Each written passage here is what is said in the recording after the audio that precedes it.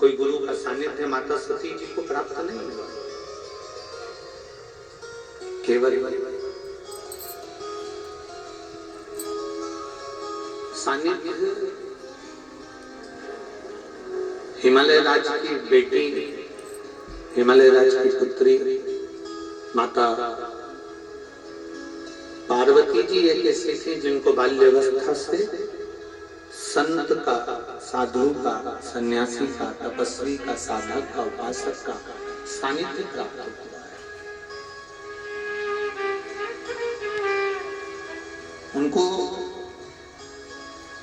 सत्संग मिला और कल कथा में हमने वर्णन किया था, आप लोग सब श्रवण कर रहे थे कि सत्संग मिलना, बाल्यावस्था से संत का सानिध्य करना, गुरुजन के चरणों में बैठना, सत्संग करना, सद्गुरु की शरणागति ग्रहण करना, सतगुरु के चरणों में जाकर बैठकर थोड़ी सी देर का कोई सत्संग हमारी जिंदगी में मिल जाए तो हमारे जीवन को सार्थक कर दे, हमारे जीवन को धन्य बनाए। सती मैया को वो सत्संग प्राप्त नहीं हुआ,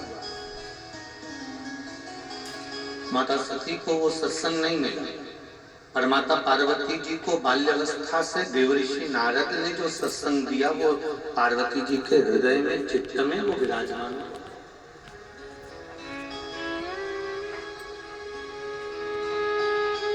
हम एक बार कथा में पहले कहे हैं कि बच्चों को कार मत दिलाओ,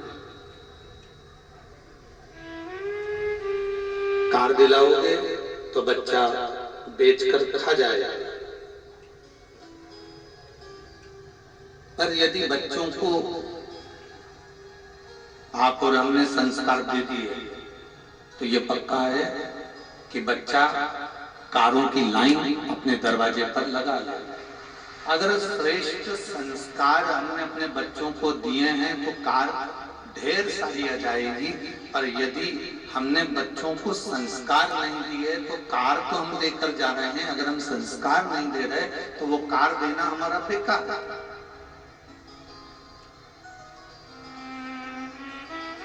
उसका कोई महत्व ही नहीं है, उसका कोई महत्व नहीं है,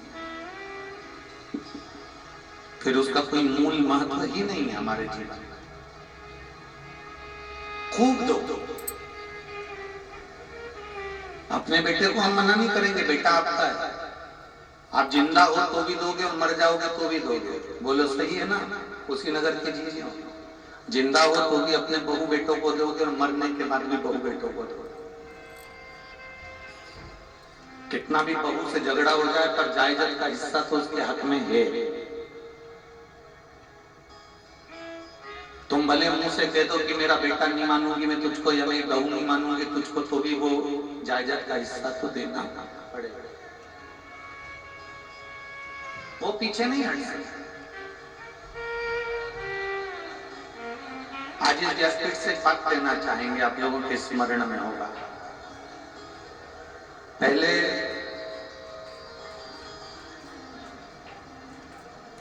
मुंह दिखाई होती थी शादी के बाद, अब इधर उत्तर प्रदेश में होती कि नहीं होती वो हमको नहीं पता।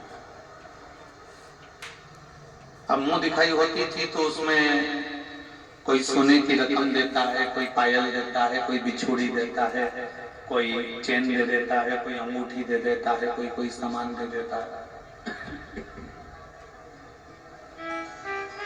कोई कुछ सामग्री, कोई कुछ सामग्री मुंह दिखाई नहीं दे देता है। इधर होती है कि नहीं होती है? जम के बोले जरा, होती। पहले के समय में मुंह दिखाई होती थी, मतलब बहू का मुख देखने के लिए भी मोहल्ले की माताएं आती थी, सही है ना जी?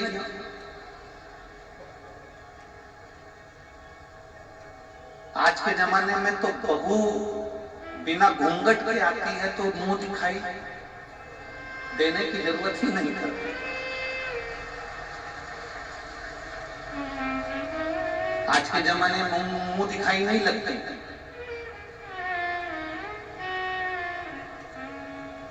आज के जमाने में मुंह छोड़ाई लगती है। मुंह छोड़ाई से मतलब कोई ऐसी आ गई हमारे घर में कि इतना क्लेश मचा दिया, इतना क्लेश मचा दिया, इतना क्लेश मचा दिया कि 6 महीने में 1 साल 2 साल में उससे पीछा छुड़ाने के लिए जमीन बेचना पड़ी और लाख 2 लाख 10 लाख देकर उससे मुंह छोड़ा। बोला सही है? कोई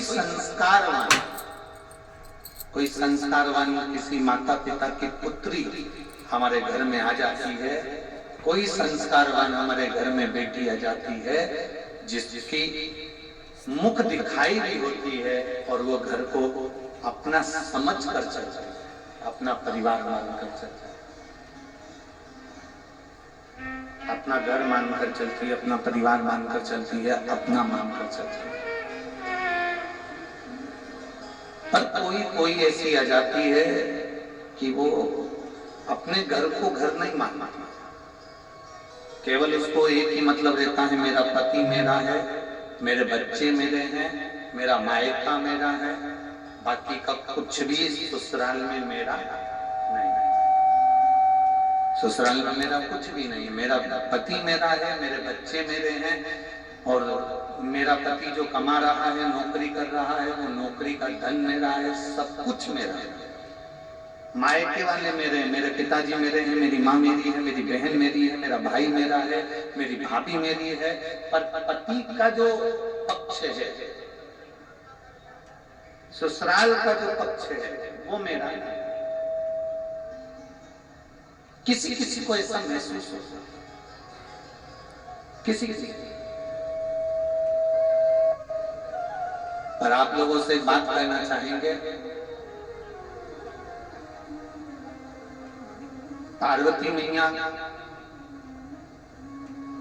जब विवाह कर वापिस आई हैं, विवाह कर जब पार्वती मैया कैलाश धाम पर पहुंची हैं, भगवान शंकर के साथ में कैलाश के धाम पर माता पार्वती जी जब पहुंची हैं, कैलाश धाम पर जब माता पार्वती जी पहुंची,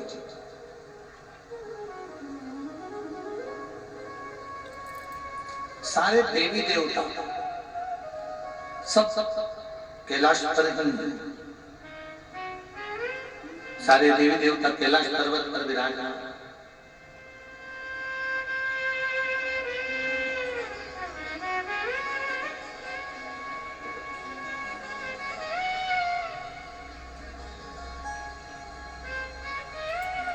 सारे देवताओं ने मिलकर देवादिदेव महादेव से कहा, अब हम जा रहे हैं, आपका विवाह हो गया, आपका पाणी ग्रहण संस्कार हो गया, अब हम जा रहे हैं। शिव जी ने कहा कि तुमने मेरे ससुराल गए थे, हिमालय राज के घर पे गए थे, तुम वहां भरपेट भोजन किया कि नहीं किया? सबने कहा हमने भरपेट भोजन किया। मेरे ससुराल गए थे तो वहां पर तुम्हारी आव भगत हुई कि नहीं? नहीं, खूब हुई। मेरे ससुराल गए थे तो वहां तुम्हारा सत्कार हुआ कि नहीं हुआ? बहुत हुआ।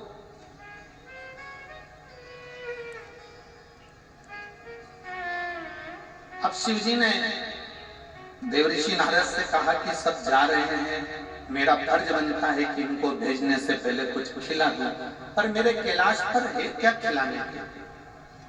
मेरे कैलाश पर कुछ भी नहीं है खिलाने। आज भी कैलाश पर्वत की अगर आप यात्रा करने जाएंगे तो नीचे सब कुछ मिल सकता है, पर कैलाश पर कुछ भी नहीं मिलेगा। मेरे कैलाश पर है क्या मैं जो इनको दूं? तब पार्वती जी बोली, स्वामी आप चिंता मत करो। मैं जब मेरे मायके से चली थी ना, तो मेरी माँ ने एक बांस की टोकनी में पीले कपड़े से बांधकर आटा की पूरी रखकर दी।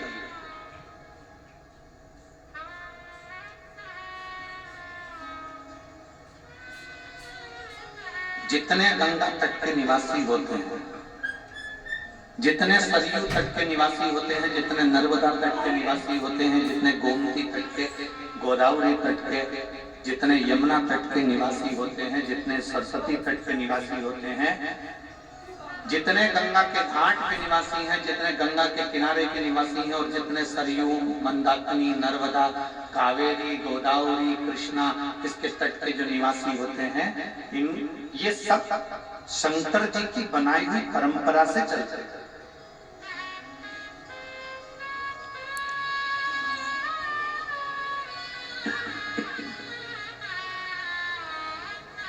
ये शिव जी की बनाई हुई परंपरा से चलता है। जो शंकर जी का नियम था, हिमालय राज पार्वती जी की जब विदाई करे तब माता मैनावती ने उनको एक बांस की डलिया के अंदर पूरी रखकर, और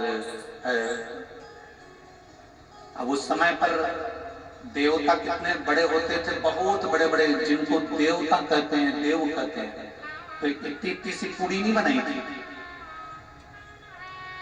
जो आटे की पूरी बनाई गई थी, जो मैदा की पूरी बनाई गई थी, वो इतनी बड़ी बड़ी बनाई गई थी।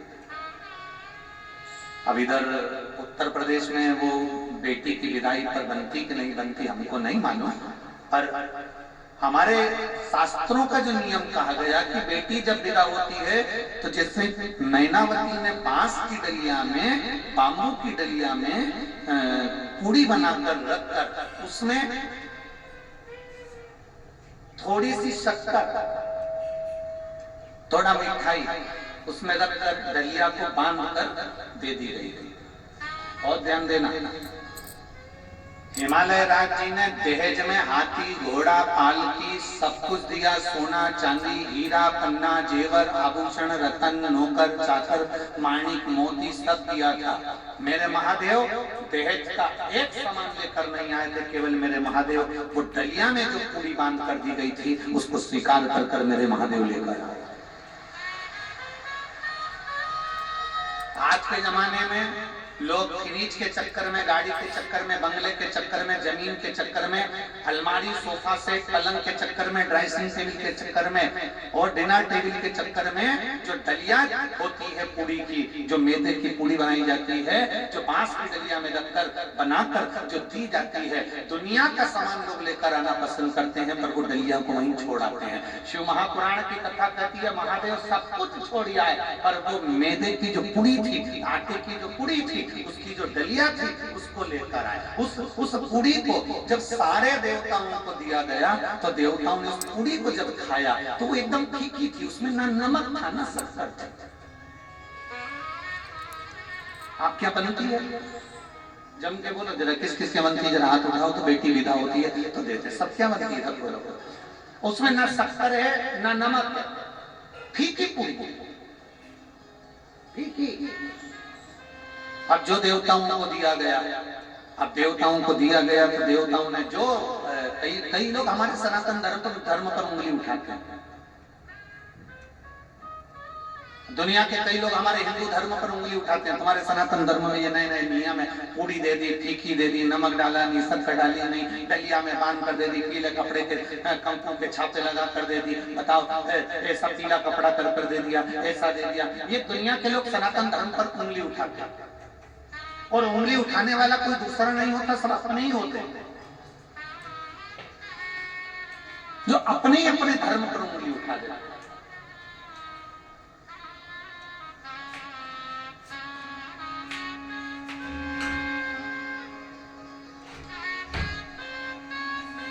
कहने वाला कहते रहेंगे, सनातन धर्म पर कोई दूसरा आक्षेप करने वाला, उंगली उठाने वाला नहीं होता, अपने ही उठाते।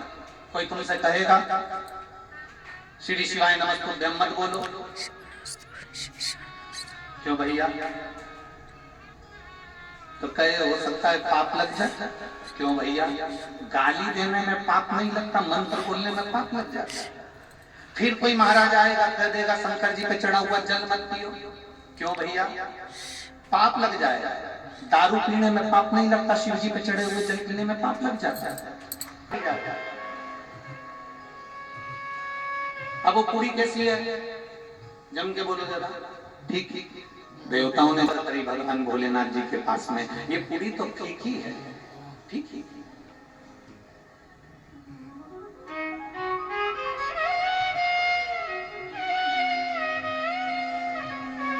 इसमें ना शक्कर है, इसमें ना नमक है, ये पूर्ण तरह से फीकी है, पूर्ण तरह। अब देवदी में महादेव को बुलाया गया और बुलाकर देवताओं ने कहा ये पूरी पूरी फीकी है, इसमें कुछ भी नहीं है। शंकर भगवान ने उसी समय पर संपूर्ण पृथ्वीवासियों को एक उपदेश दे दिया। वो उपदेश पूरे संसार में रहने वाले एक मनुष्य के जीवन में वो उपदेश याद रखना जो शिव जी ने पूरी खिलाते समय दिया था और कह दिया देवताओं से ये पूरी फीकी है क्योंकि ये मायके से पार्वती जी के दी गई है, ये पूरी नहीं है मैदे की, ये पीले कपड़े में बंधी हुई ये पूरी नहीं है, ये बांस की डलिया में रखी हुई पूरी नहीं है, ये छापे लगाकर दी गई पूरी नहीं है। शिव जी कहते हैं ये पूरी के रूप में एक माँ बाप अपनी बेटी को हमको देते हैं और ये बता देते हैं कि मेरी बेटी फीकी है, इसमें नमक है कि शक्कर है, अच्छा बनाना और बुरा बनाना ये आपके हाथों में है। मेरी बेटी फीकी है, इसको अच्छा बनाना और बुरा बनाना तुम्हारे हाथ में है। हमारी बेटी को हम जितना जैसा बना सकते थे बनाकर आपको दिया है, इस पूरी को बनाकर हमने आपको दिया है। अब आपकी जवाबदारी, आप इसको शक्कर से खाएंगे कि आप इसको नमक से खाएंगे, ये आपकी जवाबदारी है कि आप अपनी बहू को कैसा संस्कार देते हैं। आप अपनी बहू को गाली देते हैं, आप शब्द कहते हैं, ताने देते हैं, आड़ा टेढ़ा बोलते हैं, या अपनी बहू को सहलाकर प्रेम से स्नेह से अपनी मीठी वाणी से अपनी बहू को इतना मिठास बोल लो कि वो फीकी पूरी मीठी हो जाए। ये महादेव की कथा है, ये हमारे संस्कार है कि हम क्या देते हैं।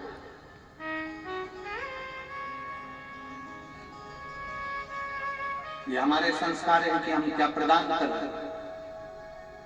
पहले के समय में मुंह दिखाई होती थी तो रकम दी जाती थी, आज के जमाने में मुंह छुड़ाई होती है कि इतना शब्द कह जाती हैं बेटियां, इतना शब्द बोल जाती हैं बहुएं कि आखिरी में सास ससुर कह देते हैं भले 1-2 एकड़ जमीन बिक जाए, 2 बीघा जमीन चली जाए और इसको जाने दो, इसको अपने घर जाने दो, हम नहीं रह सकते इसके सामने, पीछा छुड़ा देते हैं लोग। मुंह दिखाई क्या मुंह छुड़ाई का काम करते हैं, 1 लाख 2 लाख 5 लाख लो और पीछा छुड़ा दो, उनको जाओ हमें नहीं रखना। ये बड़ा विचित्र समय आ गया, इस विचित्र समय को हमें साधना,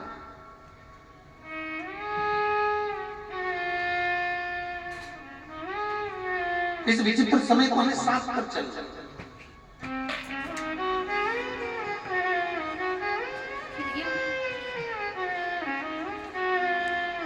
और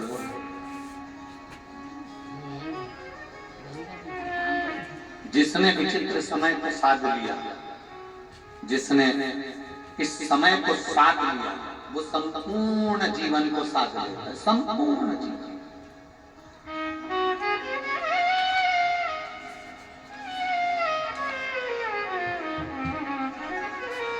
शादी के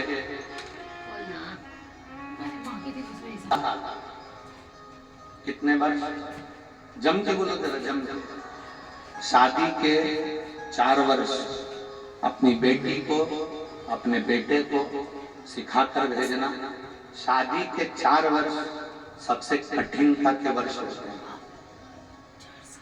ये 4 वर्ष शादी के, इसमें बचपन, जवानी, अधेड़ी और बुढ़ापा सब कुछ समझ में आ जाता है शादी के 4 साल। क्यों? अपने घर को छोड़कर तुम दूसरे घर में जाती हो, वहां के घर में तुम सेटल होना, उसमें एडजस्ट होना बड़ा कठिन है। मेरी जीजियों, जिसके पांव की हड्डी टूट जाती है ना, बोलो किसी किसी के पांव की हड्डी टूटी होगी तो उस हड्डी की जगह पर उसमें एक लोहे की स्टील की राड लगा दी जाती है। बोलो सही है कि गलत है?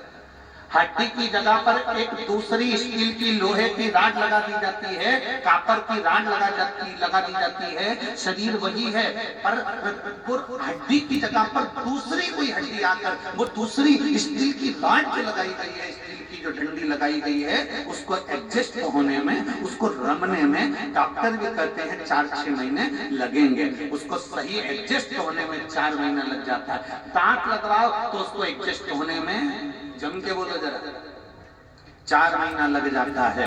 तुम कुछ भी लो, उसको एडजस्ट होने में 4 महीना लग जाता है, वो 4 महीने लग जाते हैं। पर एक जीवन का एक लक्ष्य अपने अंदर उतार कर रखना शिव महापुराण का, कि तुम्हारी शादी हो, बेटी की शादी हो, बेटे की शादी हो, उसको कहना आपस में समझने में, परिवार में रमने में, परिवार में जुड़ने में हर बेटी को कम से कम 4 साल लगते ही हैं। उसको 4 साल लगेंगे।